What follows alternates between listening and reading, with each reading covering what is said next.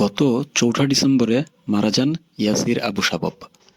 কিন্তু কে এই আবু শাবাব এবং কী তার পরিচয়? ৩২ বছর বয়স্ক আবু শাবাব মিডিয়াতে আসেন কিংবা পরিচিতি পান পূর্ব রাফা এরিয়াতে গাজা যুদ্ধে ভিকটিমদের জন্য আসা বিভিন্ন হিউম্যানিটেরিয়ান সংস্থার এইড লুটের মাধ্যমে। কিন্তু মিডিয়াতে না থাকলেও তিনি অনেক আগে থেকেই ড্রাগ ডিলিংয়ের সাথে জড়িত ছিলেন বলে পুরো গাজাতেই পরিচিত ছিলেন।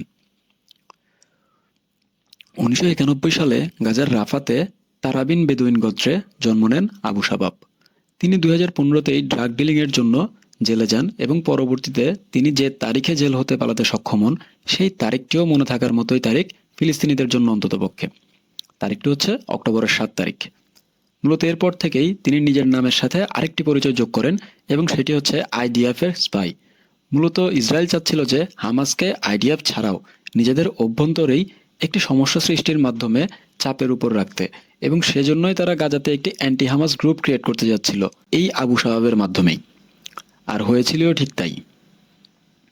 গত জানুয়ারিতে যে সিজফায়ারের ঘোষণা এসেছিল সে সময় গাজায় আহত এবং যুদ্ধবিধ্বস্ত মানুষগুলোর জন্য বিভিন্ন সহায়তা নিয়ে ইউএন এবং অনেক এনজিওর ট্রাক ঢুকে গাজাতে। তখনই বেশ কয়েকটি ফ্রিকোয়েন্ট লুটের মাধ্যমে আলোচনায় আসে এই অ্যান্টি হামাস গ্রুপটি, যেটির লিডার ছিলেন ইয়াসির আবু শাবাব।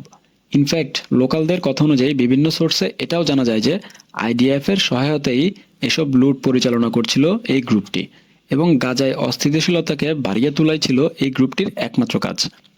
মূলত এসব কারণেই ইয়াসের আবু শাবাবের মৃত্যুতেও গাজার মানুষ এতটাই খুশি হয়েছে যে তারা নিজেদের মধ্যে মিষ্টিও বিতরণ করছে।